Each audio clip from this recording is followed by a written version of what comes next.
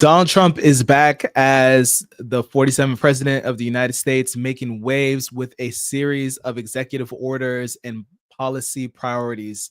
So, what does that mean for Social Security? One of the most critical lifelines for literally over 53 million retirees. So, stick around because I'm going to be breaking down what you need to know as it relates to Social Security for and under this Trump administration. So, with Trump's return to the White House, there could be some challenges and some opportunities. And I'm going to be breaking down some tax proposals that could potentially change the benefits and also explore how this can change the future of Social Security and what exactly it means for you. So, let's start off with the first week with Trump in the office. So typically, Trump is already going ahead and signing executive orders and doing policy announcements, among them as relates directly to Social Security. He just did the appointment of Michelle King as the acting commissioner of the Social Security Administration, SSA. And one of Trump's earliest decisions was to be able to appoint Michelle King as the acting commissioner of the SSA. And King is no stranger to high stakes federal operations, and she's been able to serve as the SSA's deputy commissioner for operations.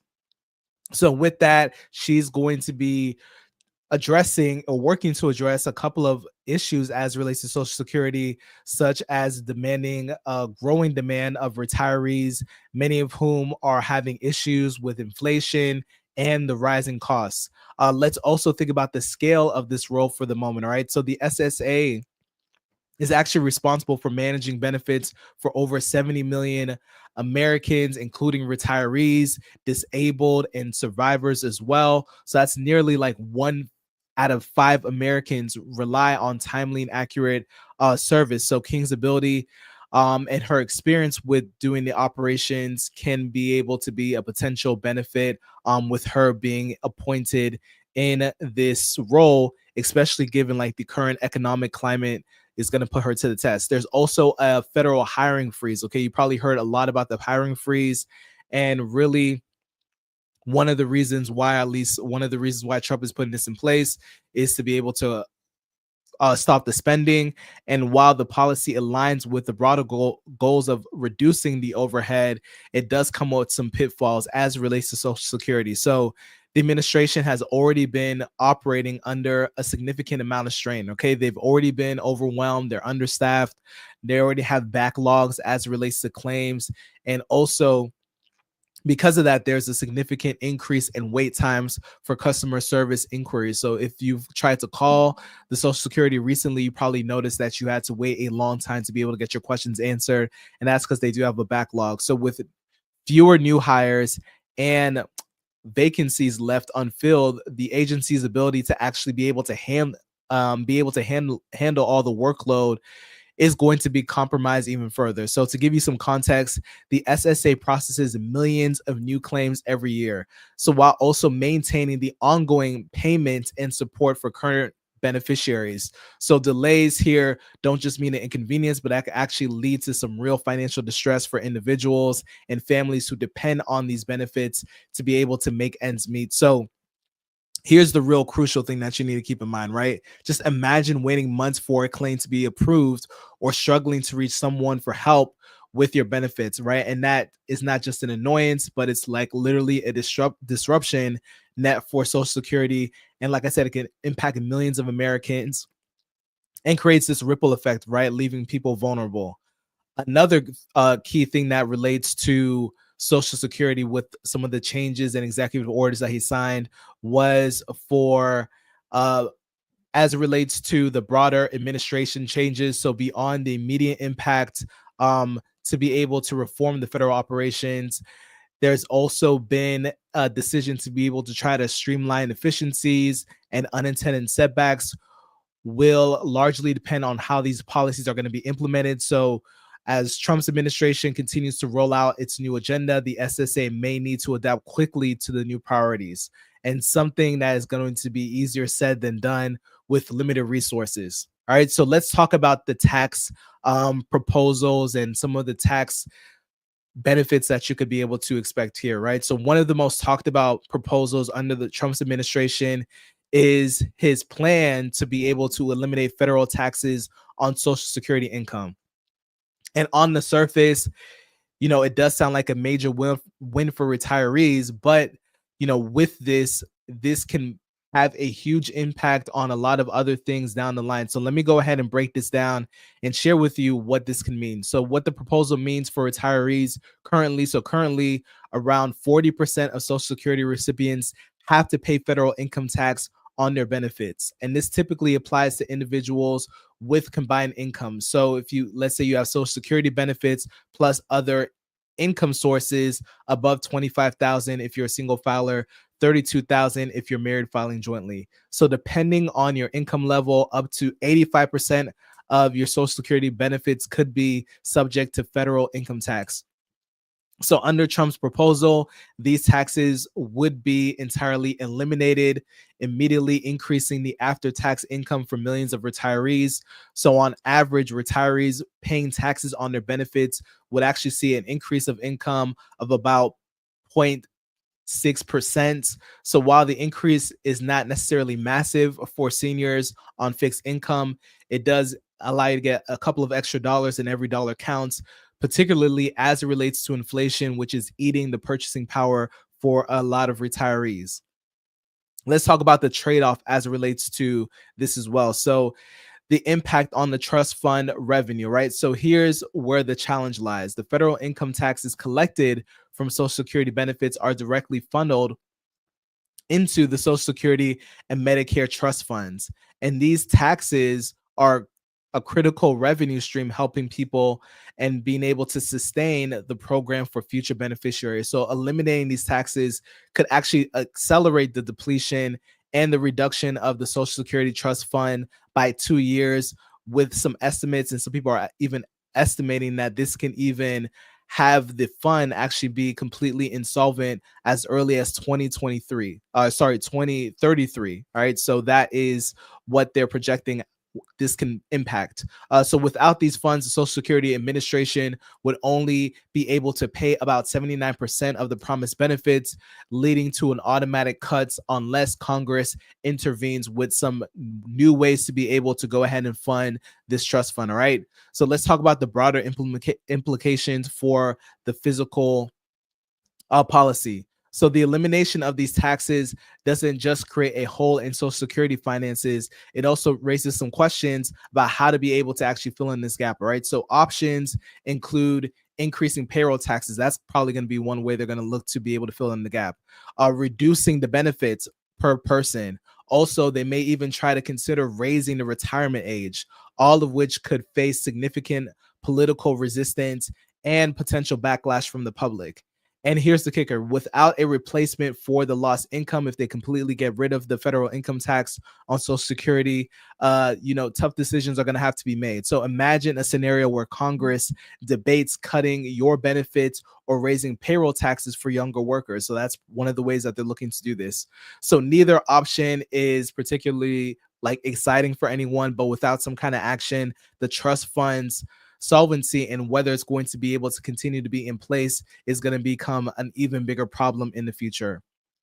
Also, let's talk about balancing the immediate relief with long-term sustainability. So the proposal really underscores a key tension in Social Security reform. So how to be able to provide immediate relief to retirees without jeopardizing the program's long-term sustainability. So it's really a balancing act that requires careful consideration, and likely there's going to be some compromises. So while eliminating taxes on the benefits might provide some short-term relief for people who are currently retired, it's going to be a bigger issue down the line.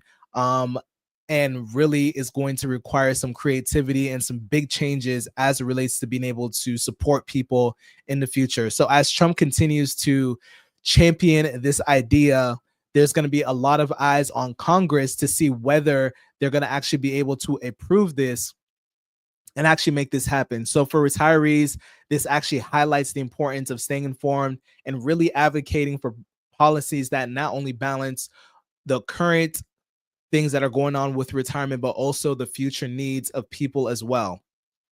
All right, so now let's talk about the cost of living adjustments. So let's talk a little bit about inflation And a word that you're probably familiar with is COLA.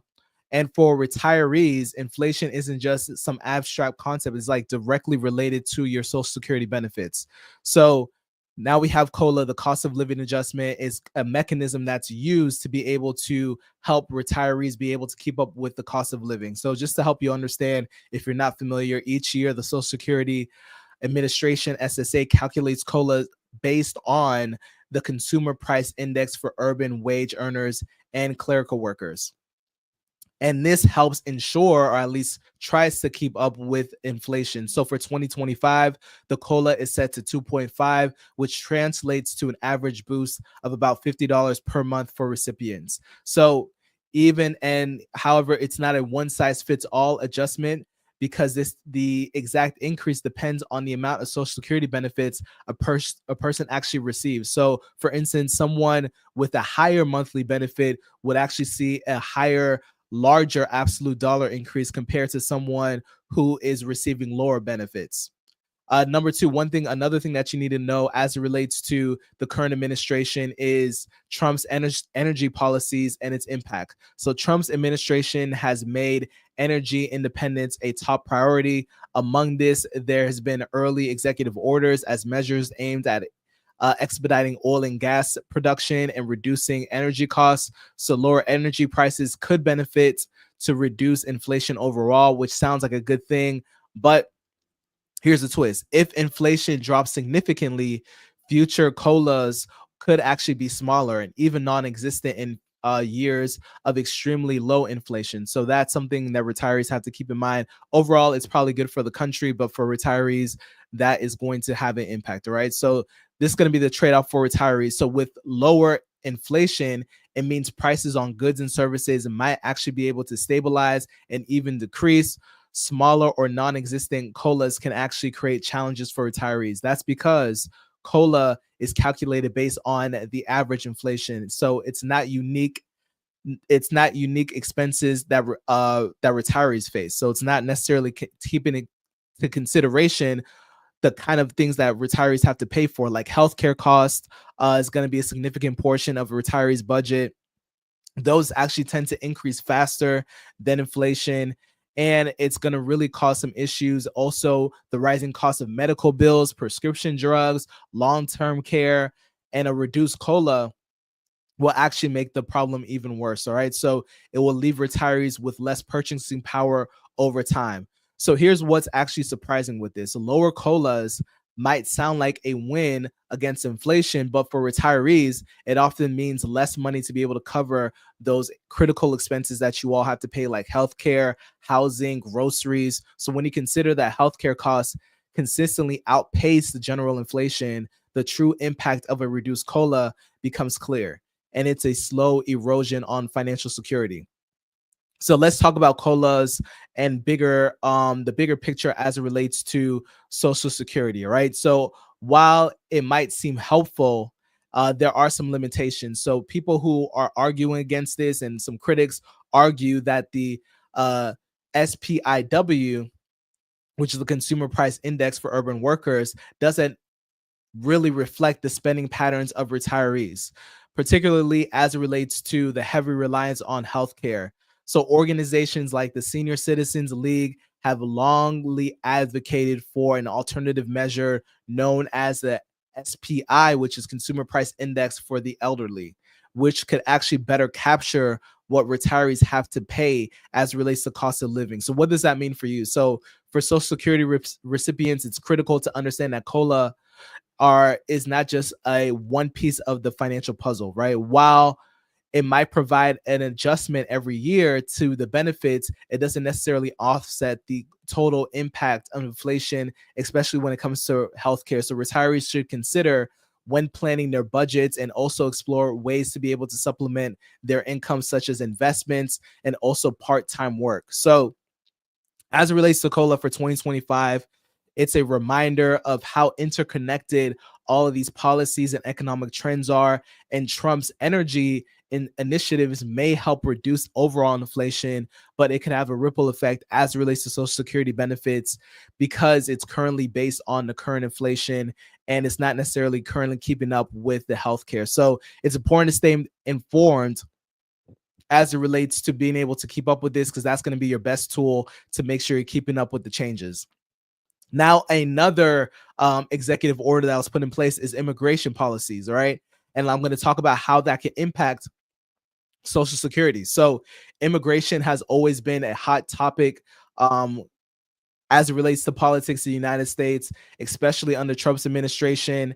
And it's literally front and center again, right? So, with a renewed focus on immigration enforcement, including stricter border controls and increased deportations, it's essential to really examine how these policies can impact Social Security and its connection to Social Security overall. So let's talk about the role of undocumented immigrants as it relates to Social Security. So undocumented immigrants contribute significantly to the Social Security benefits, even though they're not eligible for Social Security benefits. And here's how it works. So many undocumented workers actually pay into Social Security using their individual tax identification number, or even using their invalid Social Security numbers. So these contributions actually are credited to what's known as earnings suspense file, right? It's a fund that collects payroll taxes without considering benefit claims. So in 2022 alone, undocumented immigrants actually contributed, there's an estimate that they're believing that it actually contributed up to 25.7 billion to Social Security through payroll taxes. So this funding has been actually beneficial for people who are receiving Social Security, and as it relates to the Social Security Trust Fund, helping to be able to make sure that there's enough Social Security for everybody. So Trump's immigration policies and the impact that it could have on it. So with him wanting to deport all these people, right, that's going to obviously impact what is going to be available as it relates to Social Security, because now we're going to have less payroll taxes. And while these actions aim to address broader concerns like national security, which is obviously important, and economic competition, it also is going to have some unintended consequences for Social Security, right? And that's something that not a lot of people are really talking about. So now, with fewer undocumented immigrants in the workforce, it means less money flowing into the Social Security trust funds. And that reduction in revenue can actually accelerate the program's depletion timeline, right? And they're actually projecting, like I mentioned earlier, that could even be insolvent by 2033, right? So a lot sooner than many of us want it to be, right? So in other words, stricter immigration enforcement may actually have an unintended consequence as it relates to Social Security. It possibly could even increase taxes or other forms to be able to try to keep up with the reduction in Social Security. So that's going to be one of the ripple effects, right? So the stakes are high. It's obviously a very complicated situation that we're all trying to figure out. And Social Security, again, it's important, right? It's not just a safety net, it's really a primary source of income for many retirees. So if the trust funds actually dry up sooner than expected, the SSA would only be able to pay about 79% of the promised benefits that it currently does, right? So for a typical retiree, this can mean losing hundreds of dollars per month, and a significant blow for many people, especially if they're living on this fixed income. So here's the reality of it, right? This can actually accelerate the depletion of Social Security trust funds, putting benefits at risk of being able to be eliminated sooner than expected. And that is really the impact of this, right? So let's talk about balancing the enforcement with the physical reality. So here's a couple of suggestions and that experts are putting out there as it relates to being able to deal with this complex policy change, right? So on one hand, there's public and political pressure to enforce immigration laws. On the other hand, there's a physical reality, right? So it's really about balancing these priorities while being careful to really have an open dialogue as it relates to this, right? So what this means for you and your Social Security benefits and you as a beneficiary, and even for the future benefits of retirees in the future, right? So changes in immigration policy. Yes, obviously there's a lot of reasons why people want to really enforce immigration, but honestly, there is some benefits as it relates to Social Security, because that means more people are paying payroll taxes, which impacts the overall fund. So really what we want to do is we want to make sure we stay informed and really are keeping up to with the updates. I'm going to be sharing with you more updates as it comes through, but just wanted to jump on here and quickly give you all some of the updates as it relates to some of the executive orders that were put in place this week. Highly recommend you go ahead and subscribe, like, share this with someone this can impact, and I'll see you in the next one. Take care.